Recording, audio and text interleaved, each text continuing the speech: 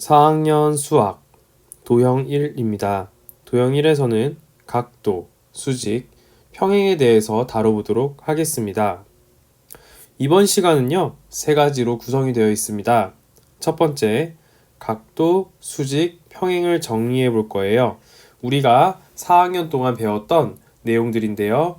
각도, 수직, 평행, 그리고 약간 세부적으로 이 아래에 있는 5가지에 대해서도 함께 보도록 하겠습니다. 그 다음은 여러분들이 문제를 해결해 볼 거고요. 그 다음에 선생님과 함께 풀이를 해보도록 하겠습니다. 자, 그러면은 첫 번째, 각도, 수직, 평행에 대해서 함께 알아보도록 할게요. 먼저 각도부터 보도록 하겠습니다. 각도란 무엇일까요? 라고 되어 있는데 먼저 선생님이 뜻을 조금 쉽게 알 수 있게 하기 위해서 한자 풀이를 가져왔습니다.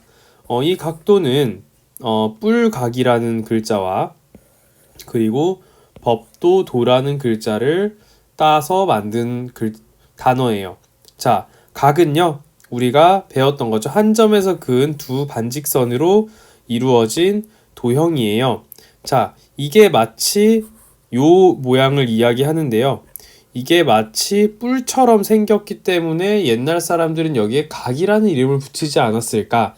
선생님 조심스럽게 추측을 해보고요. 자, 이렇게 한 점 니은에서부터 이쪽으로 뻗은 두 반직선으로 이루어진 도형이고요. 우리는 이 각을 각, 기역, 니은, 디귿 혹은 각, 디귿, 니은, 기역으로 부릅니다. 이 가운데에 있는 요 점은 꼭 가운데에 위치한다는 거 여러분 기억해주면 되겠습니다. 그 다음 이 도는요, 자나 도구를 뜻한다고 해요.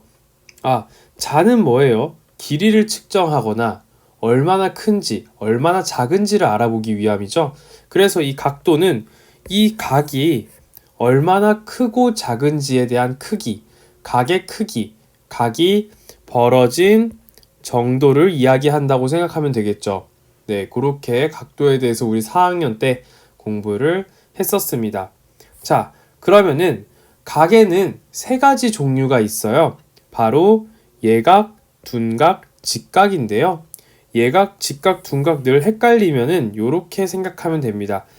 역시 또 뜻을 알아볼 건데요.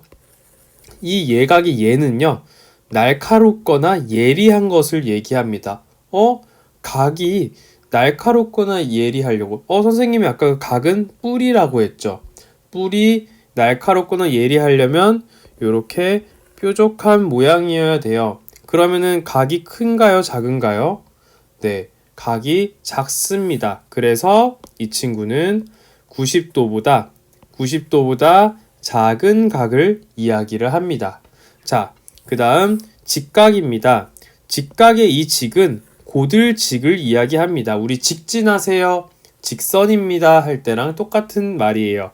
그래서 이 직각을 보면은 이렇게 곧죠? 딱 곧은 느낌을 가지고 있습니다. 그래서 직각이고요. 이 직각은 우리가 몇 도라고 하냐면 90도라고 이야기를 하죠. 좋습니다. 그 다음 둔각입니다. 둔각은 무디다, 둔하다 이런 거예요. 근데 각이 뿔이니까 이 뿔이 무디려면은 이렇게 넓게 돼 있어야 좀 덜 뾰족하죠. 이 예각과 비교해 봤을 때 그 말은 각이 커야 돼요. 벌어진 정도가 커야 돼요. 그쵸? 그렇기 때문에 90도보다는 큰데 근데 180도보다는 작은 각을 이야기합니다.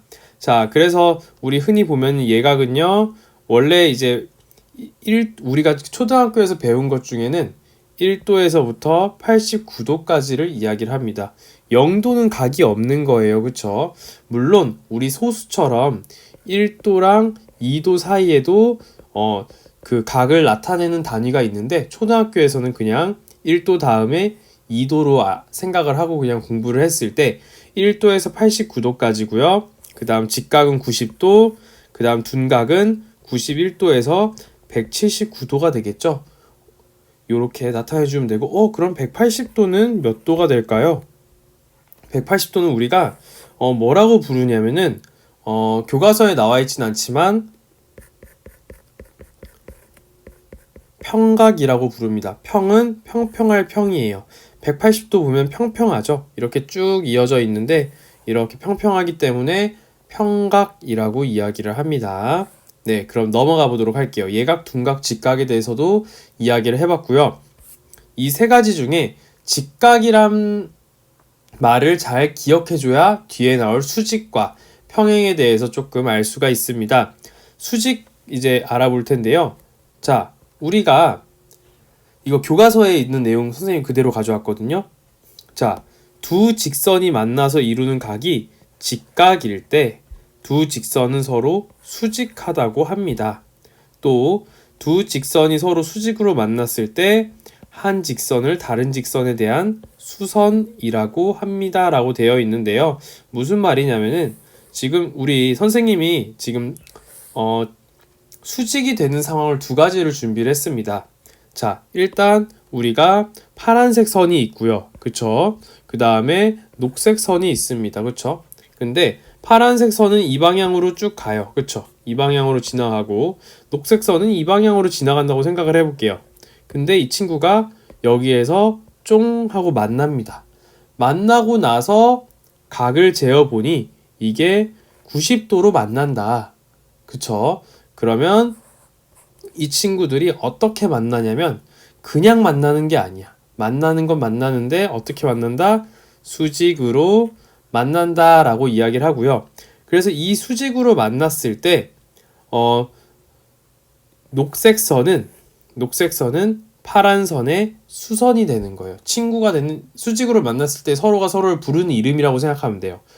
파란색 선은 녹색 선의 수선, 녹색 선도 파란색 선의 수선이 되는 것이죠. 그래서 우리가 흔히 이제 뭐 이 직선에 대해서 수선을 그어 보세요라고 이야기를 하면요. 수직으로 만나는 선을 그어주면 돼요. 즉 각도가 90도가 되는 선을 그어주면 되겠죠. 이런 식으로. 네, 좋습니다. 그러면은 수직 알아보고 이제 또 넘어가 보도록 할게요. 이제 수직에 대해서 배웠으면은 평행과 평행선에 대해서도 알아보도록 하겠습니다. 이것도 교과서에 나와 있는 문장인데요. 한 직선의 수직인 두 직선을 그었을 때 그 두 직선은 서로 만나지 않습니다. 이와 같이 서로 만나지 않는 두 직선을 평행하다고 하고요. 그리고 평행한 두 직선을 평행선이라고 합니다. 라고 되어 있는데요. 선생님이 이 직선을 끝까지 그었어요. 여기 끝까지 그었는데 자, 한 직선의 수직인 두 직선. 그쵸? 이 친구가 한 직선이에요.